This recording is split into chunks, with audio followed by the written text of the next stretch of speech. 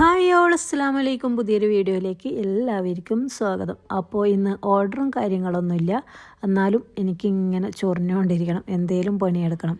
അപ്പോൾ രാവിലെ തന്നെ ഞാൻ നല്ലോണം ഉറങ്ങിയിട്ടുണ്ട്. ഒരു 12 മണി വരെ കിടന്നുറങ്ങിയിട്ടുണ്ട്. 12 മണിക്ക് എണീറ്റിട്ട് നാസ്തൊക്കെ കഴിച്ചിട്ട് പിന്നെ ഒരുപാട് അലക്കാനൊക്കെ ഉണ്ടായിന്. അതൊക്കെ കല്ലുമ്മ തന്നെ അലക്കിയെടുത്തിട്ട് അതൊക്കെ കഴിയുമ്പം തന്നെ ഒരു ഉച്ച 1:30 മണിയായിട്ടുണ്ട്. അതൊക്കെ കഴിഞ്ഞിട്ട് പിന്നെ കുളിയും നിസ്കാരമൊക്കെ കഴിഞ്ഞ് പിന്നെ വൈകുന്നേരമാണ് കിച്ചണിലേക്ക് കയറിയത്. കുറേ നാളായി ഉണ്ടാക്കണം എന്ന് വിചാരിച്ച ഒരു ഐറ്റംസാണിത്. അങ്ങനെ ഞാൻ ഇന്ന് ഉണ്ടാക്കി നോക്കി. അടിപൊളി ടേസ്റ്റ്. അപ്പോൾ ഇതിൻ്റെ റെസിപ്പി വേണ്ടവർ താഴെ കമൻറ്റ് ചെയ്യുക. അപ്പോൾ ഞാൻ വീഡിയോ ഇടുന്നതാണ്. പിന്നെ അങ്ങനെ ഇതൊക്കെ റെഡിയാക്കിയിട്ട് അവിടെ വെച്ചിട്ടുണ്ട്. അപ്പോൾ തന്നെ കറണ്ട് പോയിട്ടുണ്ട്. കറണ്ട് പോയപ്പോൾ എടുത്ത വീഡിയോ ആണിത്. പിന്നെ പുറത്ത് നല്ല ഇടിയും മഴയൊക്കെ ആയിരുന്നു വൈകുന്നേര സമയത്ത്. പിന്നെ പള്ളിയിലൊരു നിക്കാഹ് ഉണ്ടായിന്. അപ്പോൾ എല്ലാവരും പുറത്ത് കീഞ്ഞിട്ട് നിൽക്കുന്നുണ്ട്. നിക്കാഹ് കഴിഞ്ഞിട്ട് കീയുന്ന സമയത്ത് തന്നെയായിരുന്നു മഴ. ഇതെല്ലാവരും ഒന്ന് പുറത്ത് കീഞ്ഞ് നിൽക്കുകയായിരുന്നു. ഫുൾ ആൾക്കാർ തന്നെ മഴയായതുകൊണ്ട്.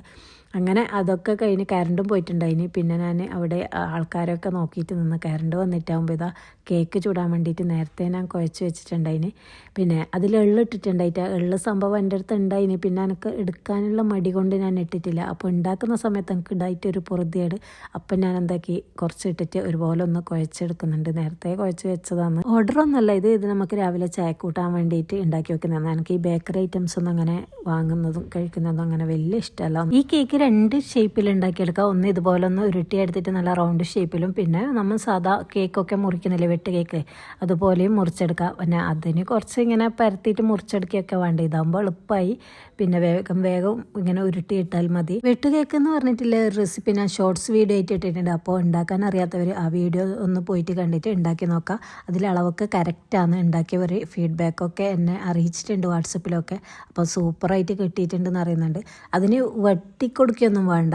ഇതുപോലെ അത് നല്ല പാങ്ങിലതിൻ്റെ പാകം കറക്റ്റാണെങ്കിൽ ഇതുപോലെ ഇങ്ങനെ ഒലന്ന് വരും സംഭവം കറക്റ്റാണെങ്കിൽ. അപ്പോൾ ലോ ഫ്ലെയിമിലിട്ടിട്ട് വേവിക്കേണ്ടതുകൊണ്ട് കുറച്ച് ടൈം എടുക്കും. ഇത് ഫസ്റ്റ് ഫ്ലെയിമിലേക്ക് ഇടുമ്പം തന്നെ കുറച്ച് ഫ്ലെയിം കൂട്ടി വെക്കുക. പിന്നെ അപ്പം തന്നെ ഒന്ന് ഫ്ലെയിം കുറച്ചിട്ട് ലോ ഫ്ലെയിമിലിട്ടിട്ട് ഉണ്ടാക്കിയെടുക്കണം. അപ്പം സൂപ്പറായിട്ട് കിട്ടുന്നതാണ്. അപ്പോൾ എല്ലാവരും ഒന്ന് ഉണ്ടാക്കി നോക്കാം. പിന്നെ പ്രത്യേകിച്ചൊരു കാര്യം പറയാനുള്ളത്, ആ ഫോണിലേക്ക് വിളിക്കും, നമ്മൾ ഓർഡർ എടുക്കുന്ന ഫോൺ നമ്പറിലേക്ക് വിളിച്ചിട്ട് നമ്മളുടെ ഓരോ സംശയങ്ങൾ ചോദിക്കുമ്പോൾ ഞാനായിരിക്കില്ല അതിന് ഉത്തരം നൽകുന്നത്. അതുകൊണ്ട് ദയവ് ചെയ്ത് ആ നമ്പറിലേക്ക് വിളിക്കാണ്ടിരിക്കുക. നിങ്ങൾക്ക് എന്തെങ്കിലും ഡൗട്ട് ഉണ്ടെങ്കിൽ എൻ്റെ യൂട്യൂബിൽ വീഡിയോൻ്റെ താഴെ പുതിയ വീഡിയോ ഇടുന്നതിൻ്റെ താഴെ നിങ്ങളുടെ എന്തെങ്കിലും ഡൗട്ട് ഉണ്ടെങ്കിൽ അത് ഒന്ന് കമൻ്റ് ഇടുക. അപ്പം ഞാൻ ആ ഡൗട്ട് ക്ലിയർ ആക്കി തരുന്നതാണ്. ആ നമ്പറോ ആ ഫോണോ ഞാൻ ഇപ്പം ഞാൻ നോക്കലില്ല. അത് ആണുങ്ങളെ ഫോണാണ്. കാരണം പബ്ലിക്കിൽ നമ്മളെ നമ്പർ കൊടുക്കാൻ പറ്റാത്തതുകൊണ്ട് ആണുങ്ങളെ നമ്പറാണ് കൊടുത്തത്. കാരണം ഇപ്പോൾ അവർ പുറത്തൊക്കെ പോകുമ്പോൾ അവർക്ക് ബുദ്ധിമുട്ടാകും അങ്ങനെ വിളിച്ചാൽ. അതുകൊണ്ടാണ് പറയുന്നത്. പിന്നെ ആ വാട്സപ്പ് നമ്പറും ഒന്നും ഞാൻ നോക്കലില്ല. ഓർഡറോ കാര്യങ്ങളോ എന്തെങ്കിലും ഉണ്ടെങ്കിൽ ആ വാട്സപ്പ് നമ്പറിലേക്ക് വിളിച്ച് ഓർഡർ തന്നാൽ മാത്രം മതി. ബാക്കി സംശയങ്ങളും ഇതൊക്കെ ചോദിക്കുന്നത് എൻ്റെ യൂട്യൂബിലെ പുതിയ വീഡിയോൻ്റെ താഴെ മാത്രം ചോദിക്കുക. കാരണം എന്ന് വെച്ചാൽ പഴയ വീഡിയോൻ്റെ അടിയിൽ കമൻ്റ് ഇട്ടാൽ എനിക്കങ്ങനെ നോട്ടിഫിക്കേഷൻ വരുന്നില്ല.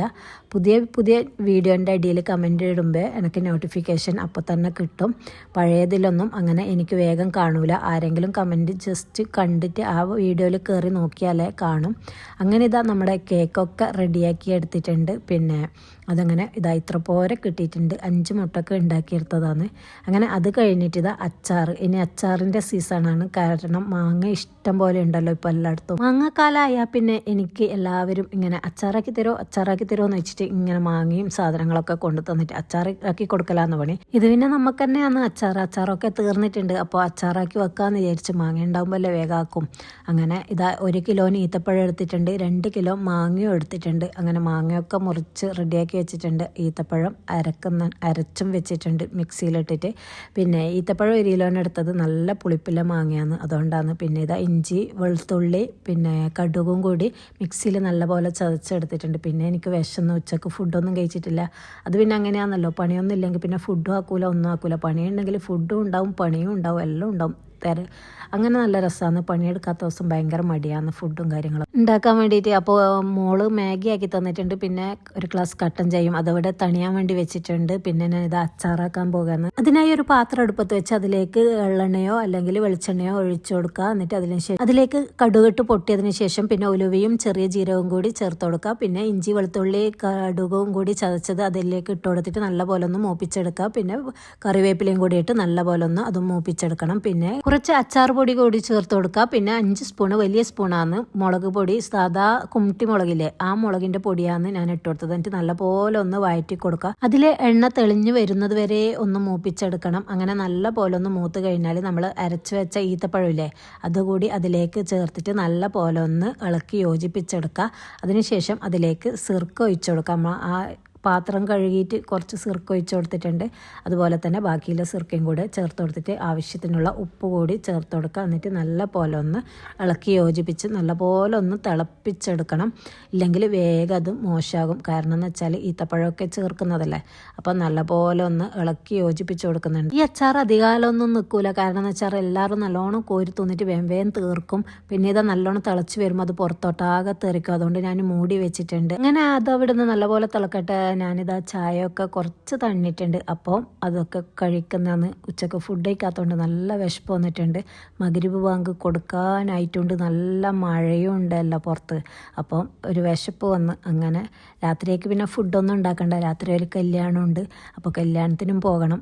അപ്പോൾ അച്ചാറും കാര്യങ്ങളൊക്കെ ആക്കി വെച്ചിട്ട് പോകാമെന്ന് വിചാരിച്ച്. അച്ചാർ ഇതാ നല്ലപോലെ ഒന്ന് തിളച്ച് വന്നിട്ടുണ്ട്. അതിങ്ങനെ ഇളക്കി കൊടുത്തുകൊണ്ടിരിക്കുന്നുണ്ട്. പിന്നെ കുമട്ടിമുളക് എന്താണെന്ന് കമൻറ്റ് വന്നിട്ടുണ്ട്. അതിന് കുമട്ടിമുളക് എന്താണെന്ന് വെച്ചാൽ പിരിയമുളക് എന്ന് പറയലോ എന്ന് എനിക്കറിയില്ല. നമ്മളിവിടെ കുമട്ടിമുളകും നെട്ടിമുളകും ആ 2 മുളകേ ഇല്ലൂ. പിന്നെ അത് അധികം ഇല്ലാത്ത മുളകിനാണ് കുമട്ടിമുളക് എന്ന് അറിയല്. അങ്ങനെ ഇത് അച്ചാറൊക്കെ ഇറക്കി വെച്ചിട്ടുണ്ട്. പിന്നെ നമ്മൾ മുറിച്ച് വെച്ച മാങ്ങ അതിലേക്ക് ഇട്ട് കൊടുത്തിട്ടുണ്ട്. മാങ്ങ മുറിച്ച് പാടും അച്ചാറാക്കുമ്പോഴാണ് നല്ല ടേസ്റ്റ് ഉണ്ടായാലും. പിന്നെ കുമട്ടിമുളകില്ലേ ആ മുളക് അരച്ചിട്ട് അച്ചാറാക്കുമ്പോഴാണ് ഇതിനേക്കാൾ ഒന്നുകൂടി ടേസ്റ്റ് ഉണ്ടായാൽ. ആ അച്ചാറിൻ്റെ വീഡിയോ ആണെങ്കിൽ ഞാൻ നേരത്തെ ചെയ്ത വീഡിയോൻ്റെ ലിങ്ക് ഡിസ്ക്രിപ്ഷനിൽ കൊടുക്കുക. അപ്പോൾ അതിലേക്ക് കയറി നോക്കിയാൽ മതി. ആ അച്ചാറിൻ്റെ ഡീറ്റെയിൽസ് വീഡിയോ കാണുന്നതാണ്. അങ്ങനെ ഇതാ നമ്മുടെ അച്ചാറൊക്കെ സെറ്റായി വന്നിട്ടുണ്ട്. പിന്നെ ഇനി നല്ലപോലെ മാങ്ങയൊക്കെ ഒന്ന് ഇളക്കി 2 ദിവസം കഴിയണം കേട്ടോ ഈ അച്ചാർ കൂട്ടുമ്പോൾ ടേസ്റ്റ് വരാൻ വേണ്ടിയിട്ട്. കാരണം ഉപ്പൊന്നും ഇടാണ്ട് മുറിച്ചപ്പാടും ആക്കിയ അച്ചാറല്ലേ. അപ്പോൾ അങ്ങനെ 2 ദിവസം കഴിഞ്ഞാൽ ഇതിൻ്റെ കറക്റ്റ് ടേസ്റ്റൊക്കെ വരും. അങ്ങനെ ഇതൊക്കെ റെഡിയാക്കി വെച്ചിട്ടുണ്ട്. അങ്ങനെ മഗ്‌രിബ് ബാങ്കും കൊടുത്തിട്ടുണ്ട്. ഇനി നിസ്കാരവും കാര്യങ്ങളൊക്കെ കഴിഞ്ഞ് നിസ്കാരമൊക്കെ കഴിഞ്ഞിട്ട് കല്യാണത്തിന് പോകും. പിന്നെ ഒരു കമൻറ്റ് വന്നിട്ടുണ്ട്. അതിന് ഹസ്ബൻഡിൻ്റെ ഹോട്ടലിലേക്ക് അവർ സ്നാക്സ് ഉണ്ടാക്കി കൊടുക്കലുണ്ട്. പക്ഷേ കുറച്ചേ ഉണ്ടാക്കി കൊടുക്കാറുള്ളൂ. നമ്മളെപ്പോലെ സ്പീഡ് ഉണ്ടാകില്ല എന്ന്. അത് ആദ്യമായിട്ട് ഉണ്ടാക്കുമ്പോൾ അങ്ങനെ തന്നെയാണ് ഉണ്ടായി. നമ്മളും അങ്ങനെ തന്നെയാണ് ഉണ്ടായിരുന്നത്. ഫസ്റ്റ് തന്നെ ഉണ്ടാക്കുമ്പോൾ രാത്രിയും രാവിലെയും കൂടിയിട്ട് ഉറക്കമില്ലാണ്ടാണ് നമ്മൾ നോമ്പിന് ഉണ്ടാക്കി കൊടുത്തത്. എന്നാലും ഇപ്പം നോമ്പിന് ഉണ്ടാക്കിയ പൈസൻ്റെ പകുതി പൈസയെ നമ്മൾ അന്ന് ഉണ്ടാക്കിയിട്ടുള്ളൂ. കാരണം അങ്ങനെ രാവും പകലും പണിയെടുത്ത്. ഇപ്പം എന്ന് പറഞ്ഞാൽ അങ്ങനെ നമുക്ക് കറക്റ്റ് ഉറക്കും ഒക്കെ കിട്ടിയിട്ടാണ് ഇപ്പം പണിയെടുക്കുക. കാരണം എന്ന് വെച്ചാൽ നമുക്ക് സ്പീഡായി വന്നതാണ്. ചെയ്തുകൊണ്ടിരിക്കുമ്പം റെഡിയാവും. അങ്ങനെ ഇത് അച്ചാറൊക്കെ റെഡിയാക്കി വെച്ചിട്ട് നമ്മുടെ നിസ്കാരമൊക്കെ കഴിഞ്ഞിട്ട് കല്യാണത്തിന് പോയിട്ടുണ്ട്. അവിടുന്ന് നല്ല ബീഫ് ബിരിയാണിയും ചിക്കൻ ഫ്രൈയും അച്ചാറും തൈരും ഒക്കെ ഉണ്ടായിട്ടുണ്ട്. അങ്ങനെ ഒരു പിടുത്തം പിടിച്ചിട്ടുണ്ട്. നോമ്പ് കഴിഞ്ഞിട്ടില്ല, ആദ്യത്തെ കല്യാണമാണ്. അങ്ങനെ ചോറൊക്കെ കഴിഞ്ഞതിന് ശേഷം അലീസ നിന്നുണ്ട് പഞ്ചസാരയൊക്കെ ഇട്ടിട്ട്.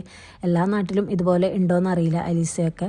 പിന്നെ അങ്ങനെ അതും കഴിച്ചതിന് ശേഷം ലുക്കൈമത്ത് അതും കഴിച്ചിട്ടുണ്ട്. എനിക്ക് വലിയ ഇഷ്ടമൊന്നുമല്ല ഇത്. അതുകൊണ്ട് ഞാനിത് ജസ്റ്റ് ഇങ്ങനെ വീഡിയോ എടുത്ത് നിങ്ങൾക്ക് കാണിച്ചു തരാൻ വേണ്ടി വീഡിയോ എടുത്ത് തന്നെയില്ലും. പിന്നെ ഞാനൊരു 2 പീസ് തിന്നോക്കിയിട്ടുണ്ട് ടേസ്റ്റ് ഉണ്ടോയെന്ന്. അല്ലാണ്ട് ഞാനങ്ങനെ തിന്നിട്ടൊന്നുമില്ല. പിന്നെ കുറേ തരം ചായകളുണ്ട്. ചായയും ഞാൻ കുടിച്ചിട്ടൊന്നുമില്ല. അപ്പോൾ ഇന്നത്തെ വീഡിയോ ഇത്രയൊക്കെ തന്നെയുള്ളൂ. പുതിയൊരു വീഡിയോയുമായി വീണ്ടും വരുന്നത് വരേക്കും ബൈ.